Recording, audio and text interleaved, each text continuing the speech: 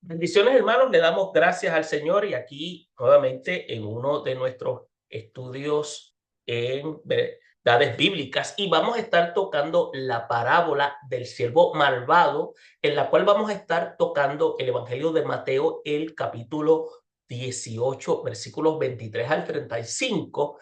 Y es interesante porque, como en los demás estudios que hemos estado hablando, vamos a hacer el análisis inductivo. Vamos a tocar el contexto, vamos a hacer una observación, vamos a ir a la idea central, a la interpretación, a la aplicación. ¿Por qué? Porque conociendo el mismo vamos a ver qué es lo que el evangelista, en este caso Mateo, presenta a través del ministerio de Jesús, lo que el mismo Señor quiso traer en ese momento dentro del contexto, pero qué tiene que enseñarnos a nosotros hoy. Por eso es que vamos a ver a través del capítulo 18 esta enseñanza. Me permiten hacer lectura porque es necesario que conozcamos qué es lo que está hablando prácticamente el relato, para así nosotros poder tener claro cuál es la intención. Por eso es que cuando comenzamos, vamos a ver que se inicia en el capítulo 18 de Mateo, que se habla de lo que se llaman dos deudores. ¿Se acuerdan que habíamos hablado de esto también? Pero aquí vamos a hablarlo en el libro de Mateo. Y dice lo siguiente, capítulo 18, versículos 23 al 35, y dice lo siguiente, por lo cual el reino de los cielos es semejante a un rey que quiso hacer cuenta con sus siervos. Y comenzando a hacer cuentas, le fue presentado uno que le debía 10,000 talentos.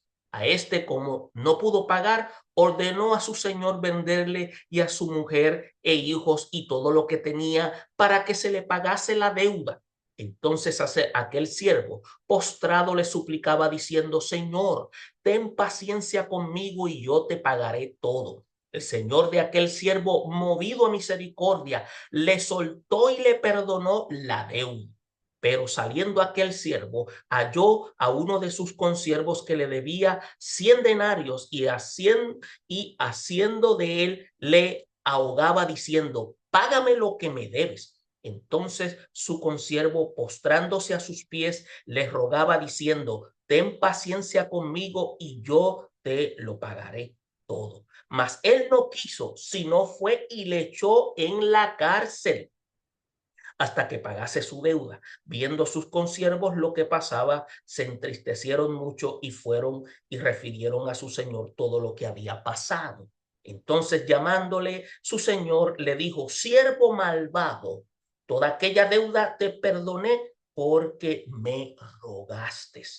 ¿No debías tú también tener misericordia de tu consiervo, como yo tuve misericordia de ti? Entonces su señor, enojado, le entregó a los verdugos hasta que pagase todo lo que debía. Así también mi Padre Celestial hará con vosotros si no perdonáis de todo corazón cada uno a sus hermanos sus ofensas. Es interesante porque para poder entender esta parábola es interesante, obviamente, lo que siempre señalamos. Hay que hacer lectura de todo el capítulo 18 y podemos notar que en este capítulo 18 Jesús está enseñando la humildad, el cuidado de los pequeños, la corrección fraterna y el perdón sin límites. Pero también estamos viendo que él instruye a sus discípulos de cómo vivir en comunidad dentro del reino de los cielos, en este capítulo 18. Por eso es que cuando usted lo ve de manera detallada, usted ve que del versículo 1 al 5 se habla de humildad como condición para entrar al reino. Luego, usted puede ver que en esos versículos los discípulos le preguntan, ¿quién es el mayor en el reino de los cielos? Por eso es que Jesús viene y llama a un niño y dice que solo quien se humilla como un niño puede entrar en el reino de los cielos. Entonces habla de recibir a un niño en su nombre. Es como recibir a Jesús mismo. Entonces, cuando usted va a los versículos 6 al 9, usted puede notar que se habla sobre la advertencia sobre contra el escándalo. Y Jesús está haciendo lo que se llama eso, una advertencia que hace tropezar a los pequeños. Entiéndase los pequeños son los humildes o aquellos que vienen a la fe del reino, porque esto es considerado grave en el reino de los cielos. Y esto es un lenguaje de carácter fuerte. Por eso es que se usa la expresión mejor no sería o mejor sería que se colgara una piedra de molino en el cuello. Y esto lo que hace es que insta a eliminar cualquier causa de pecado, aunque sea doloroso, para evitar la condenación. Entonces, en los versículos 10 al 14 viene la parábola de la oveja perdida que hemos mencionado anteriormente, pero vemos cómo Jesús enseña que Dios no quiere que ninguno de estos pequeños se pierda. Entonces, Él, como el pastor que deja 99 para buscar la que se extravió, y así Él va como el Padre hace y va y busca aquella perdida. Pero también podemos notar que en los versículos 15 al 20 vemos lo que se conoce como la corrección fraterna y la autoridad comunitaria. ¿Por qué lo mencionamos? Porque vemos que él está hablando, Jesús, entiéndase, de que si un hermano peca, se le debe corregir en privado. Entonces, y si él no escucha, se involucran testigos y finalmente se involucra lo que se llama la comunidad. Entonces, si aún esa persona no se arrepiente, se le trata como un gentil o publicano, como una persona que no quiso tomar una acción sobre esa acción de perdón para la reconciliación y la unidad. Entonces, Jesús lo que hace es que otorga autoridad a la comunidad. ¿Por qué a la comunidad? Porque esa comunidad tiene la capacidad para atar o desatar en la tierra, para que todo lo que se haga, entiéndase atar y desatar, entrar en acuerdos, para que lo mismo que se acuerde es también acordado en el cielo. Ese término es mal interpretado actualmente porque usted puede notar que a veces se utiliza la expresión atar y desatar, pero ese término es muy mal empleado en muchos púlpitos porque desconocemos el contexto. Pero está hablando específicamente de esto, de estar en desacuerdo cuando hay diferencias. Hay personas que no asumen postura de arrepentimiento y se llaman testigos. Entonces Jesús promete su presencia donde dos o tres se reúnen, donde entonces Él está presente. Por eso es que dice que su presencia donde dos o tres se reúne en su nombre, Él está presente. Ahora, en el versículo 21 al 22 de ese capítulo 18, Él habla del perdón sin límites. Cuando se habla del perdón sin límites, es una pregunta que Pedro había hecho sobre si se debe perdonar hasta 7 veces. Interesante.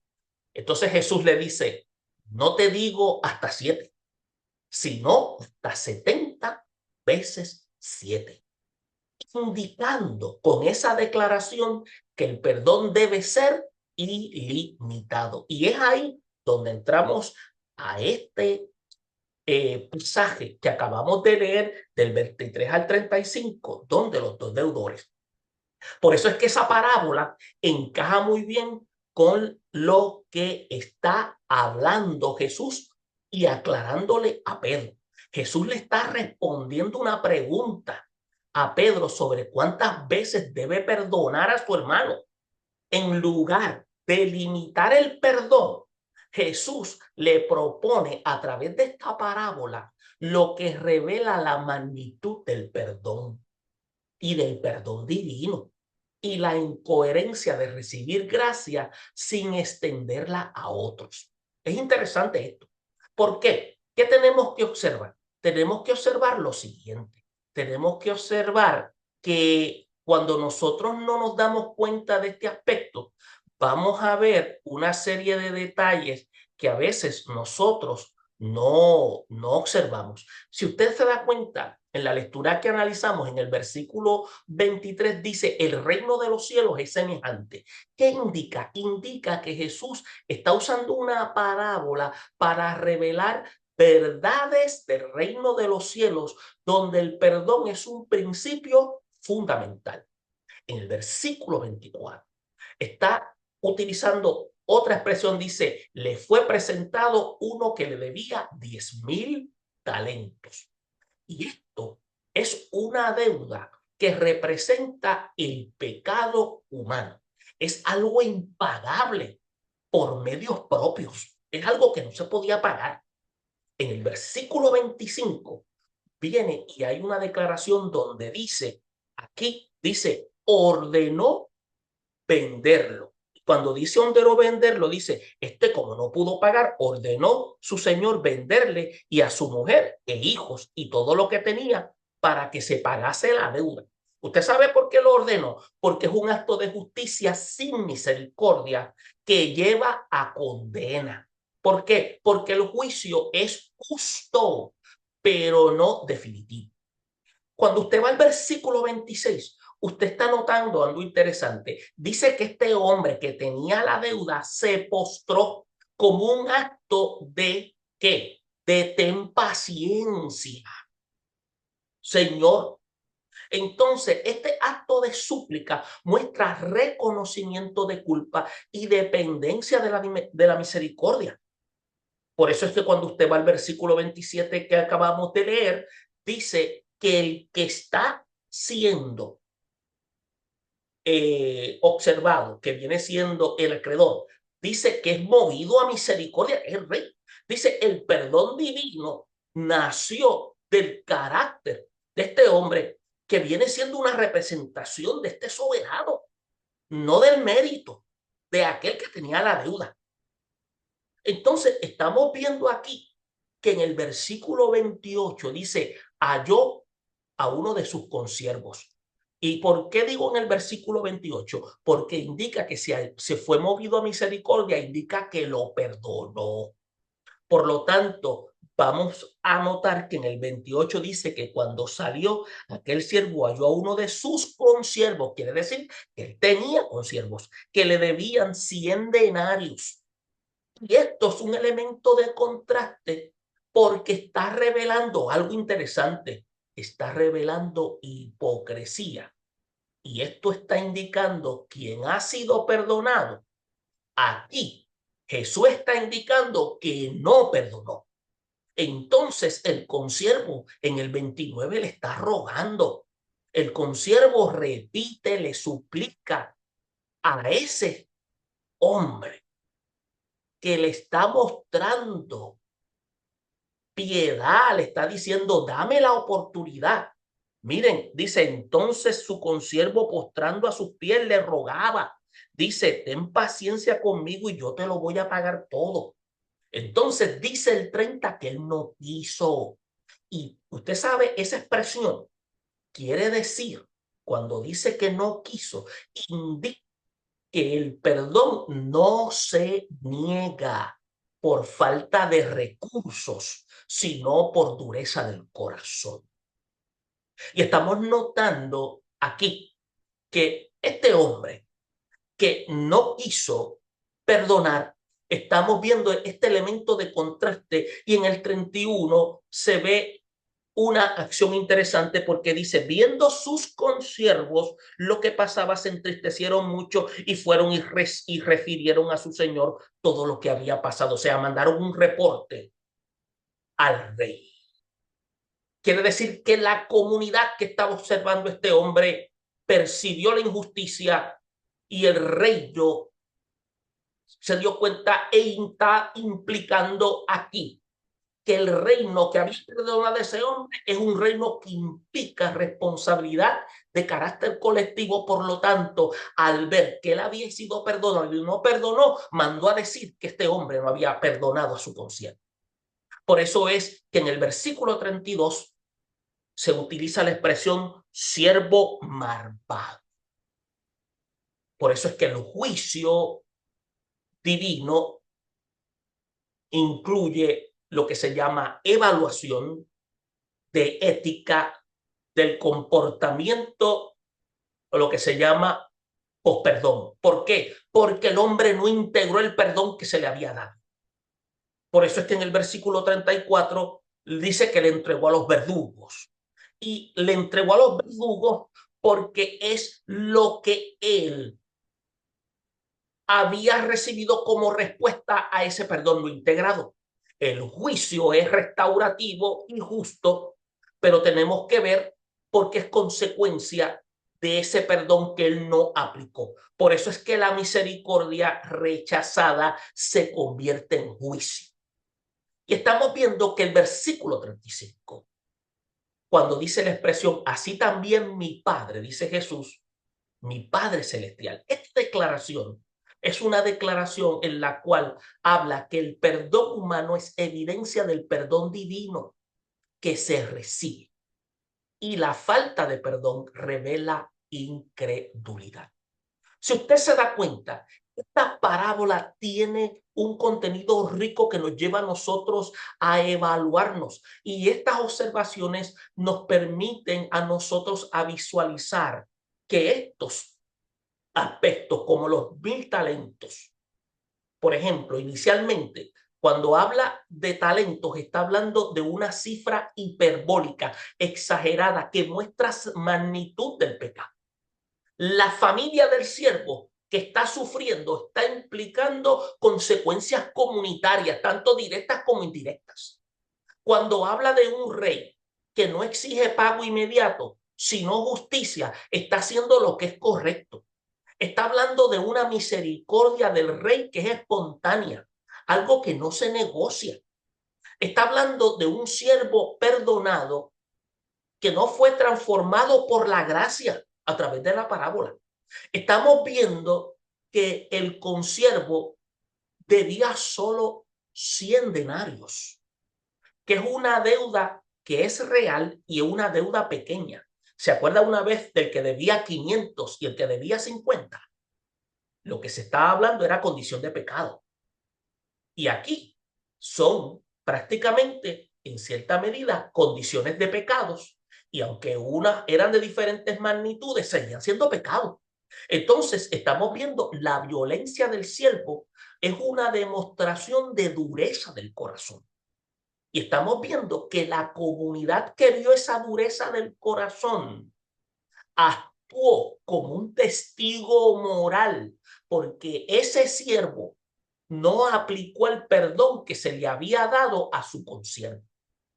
Entonces, hay algo interesante, que el rey escucha el clamor de la comunidad a través de la actitud de aquel siervo que actuó de manera contraria como debería actuar cuando recibió perdón contra su consiervo. Por eso es que esa acción llevó a un juicio final en la cual no contradice la misericordia, sino que la confirma. Por eso es que el perdón no es algo automático, es algo que requiere lo que se llama disposición ética. Por eso es que tenemos que observar que el corazón es el centro del juicio divino, como señala el versículo 35. El perdón es una señal del reino, no es una virtud personal. Por otra parte, tenemos que ver que esta parábola no es sentimentalismo, es justicia redentora. La parábola revela la lógica del reino, es gracia que transforma. Por otra parte, estamos viendo que la parábola confronta el legalismo y la hipocresía. Por otra parte, estamos viendo que el castigo es proporcional a la falta de misericordia.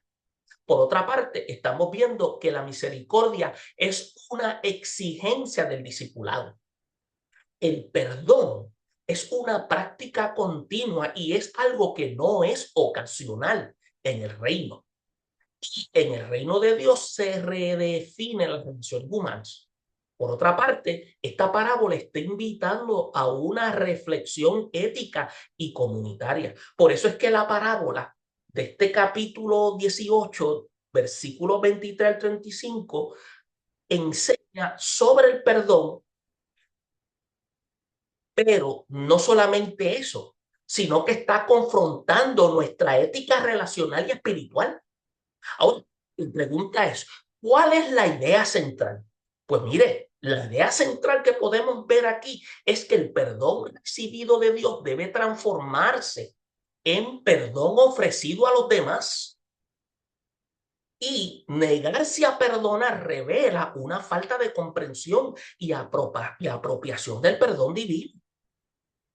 Y eso es serio. Entonces, ¿cómo lo podemos interpretar?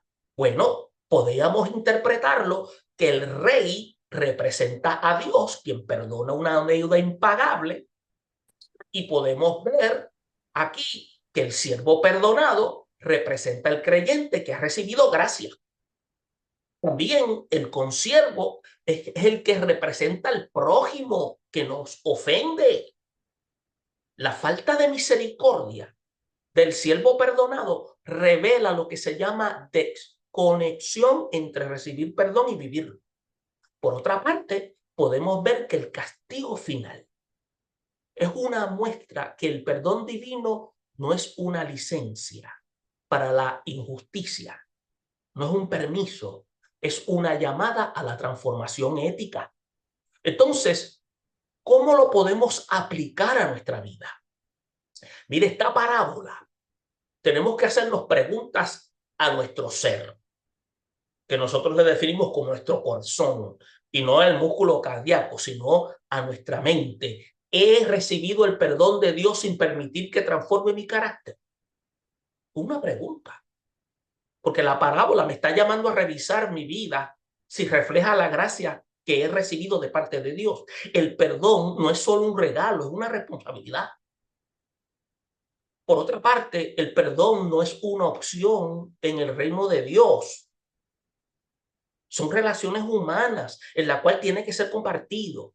Por lo tanto, el negarme a perdonar a otro es negar la obra divina en nosotros. Por eso es que la parábola nos está desafiando, nos está confrontando. La pregunta es, ¿cómo tratamos a quienes nos han fallado? Por otra parte, tenemos que recordar la magnitud de nuestra deuda perdonada. Tiene que haber humildad y memoria espiritual. ¿Por qué memoria espiritual? Mire, al siervo se le olvidó de manera rápida que él debía 10,000. La vida cristiana requiere memoria espiritual. Nunca olvidar la misericordia que nos alcanzó. Yo no puedo olvidar que Dios a mí me perdonó de cosas que yo hice. Por lo tanto, yo tengo que perdonar a aquellos que también fallaron. Por lo tanto, tengo que tener en mente eso, memoria espiritual. También tengo que tener en mente que la justicia de Dios no excluye la misericordia, pero tampoco tolera la hipocresía. Por eso es que justicia y misericordia. Por eso es que la parábola está instruyendo que el perdón no es licencia para la injusticia. Dios espera coherencia entre lo que recibimos, si pudiéramos decirlo así, y lo que nosotros damos. Por eso es que tenemos que observar que todos estos aspectos tienen que tener una conexión. Por eso es que también tenemos que tener en mente que la comunidad de siervos, cuando se entristeció por este acto de injusticia, envió reportes al rey. Y es importante porque el rey no tiene que modelar lo que el rey demanda. Por eso es que nosotros, como creyentes, aquellos que hemos sido llamados a proclamar a través de esta parábola, se nos demanda a vivir en una comunidad que el perdón debe ser parte de nuestra conducta ética, donde el perdón y la misericordia son valores que sean visibles. Por otra parte, el perdón no es un evento, es un estilo de vida. Por eso es que es transformación continua. Entonces, Jesús no da un número de veces para perdonar. Es interesante, sino una actitud permanente.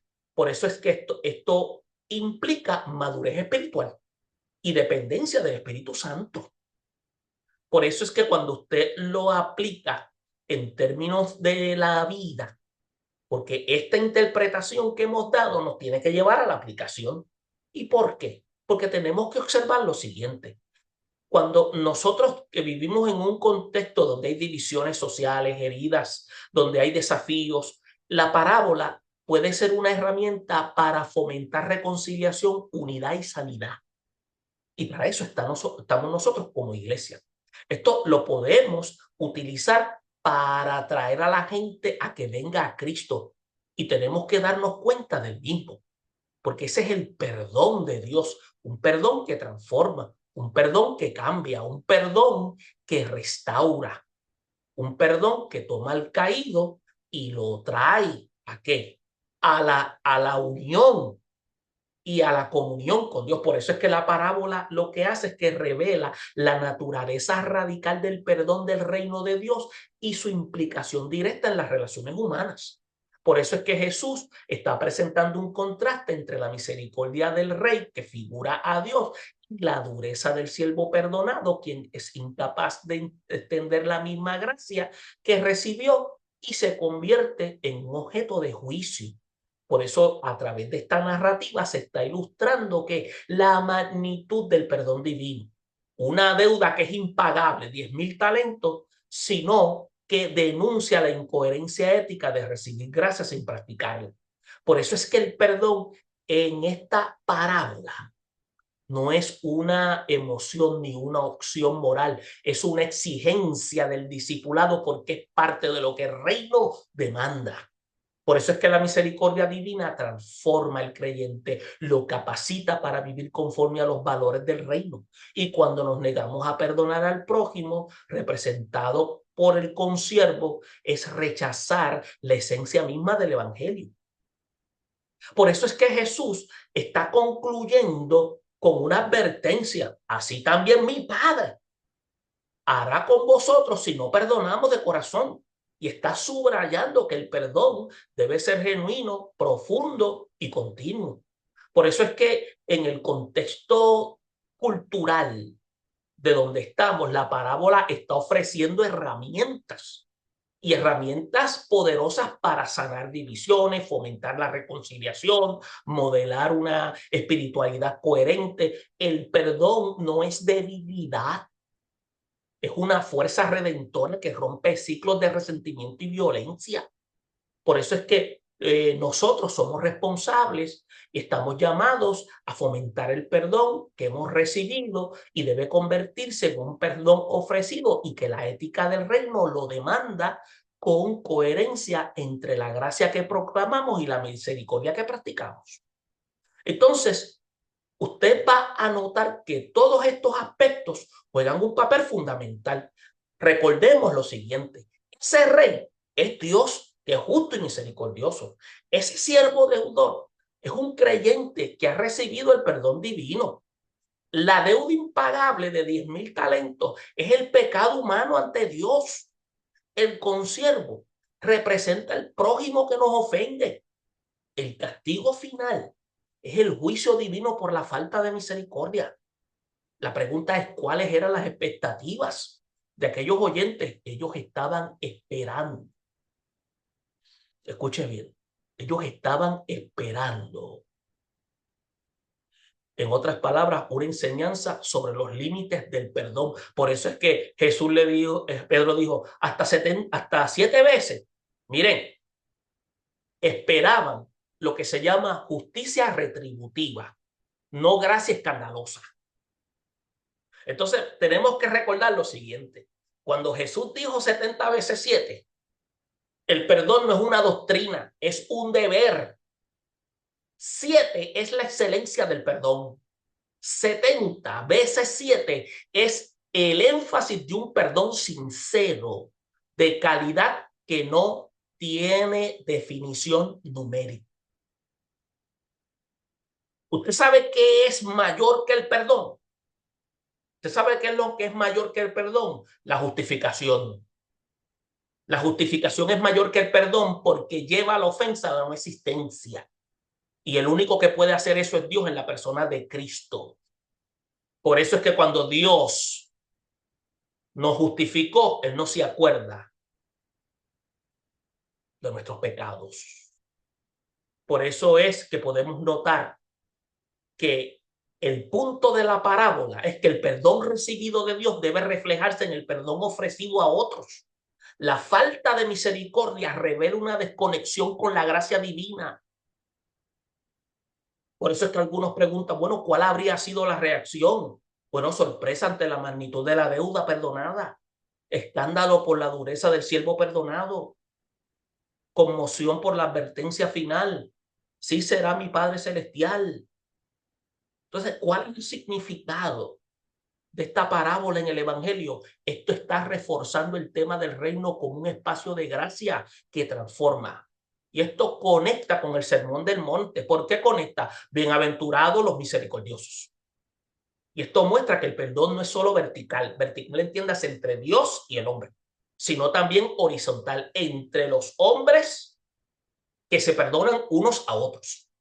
Por eso podemos preguntar por qué fue preservado por la iglesia primitiva. Fue preservado porque enseñaba una ética contracultural basada en la gracia. ¿Por qué reflejaba el corazón del evangelio? Porque estaba el perdón, la misericordia y la transformación. Entonces, ¿qué nos está diciendo esta parábola acerca del reino? El reino se basa en la misericordia, no se basa en méritos. El reino está exigiendo coherencia entre lo que se recibe y lo que se vive. El reino transforma las relaciones humanas desde el corazón. Esta parábola nos está enseñando que cuando nosotros tenemos de parte de Dios ese perdón, lo tenemos, es algo que nosotros tenemos que darlo, no como una opción, sino como un deber. Porque nosotros hemos sido perdonados y tenemos que ahora manifestar la obra transformadora a través de la obra del perdón. Jacqueline, terminamos.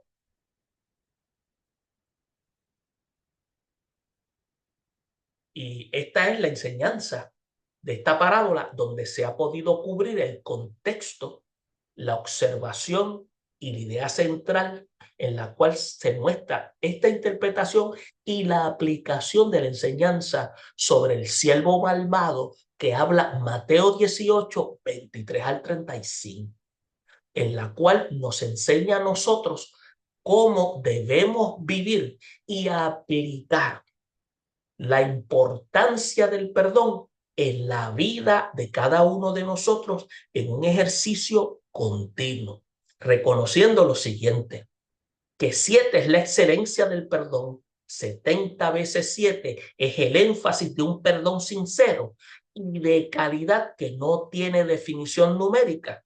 Y la justificación es mayor que el perdón porque lleva la ofensa a la no existencia.